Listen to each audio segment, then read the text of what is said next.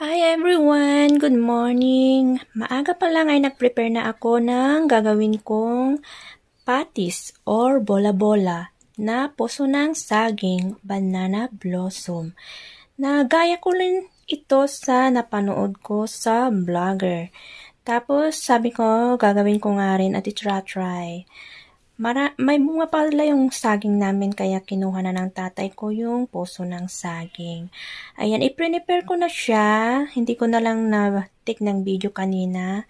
Pinakuluan ko pala tong nagawa ko na nakuha ko na laman nung puso ng saging. I-prepare ko na siya. Linagyan ko na rin ng paminta, sibuyas, bawang, tapos, asin, yung pinangtempla ko. Tapos, linagyan ko siya ng 2 itlog. Tapos, harina. Kasi malaki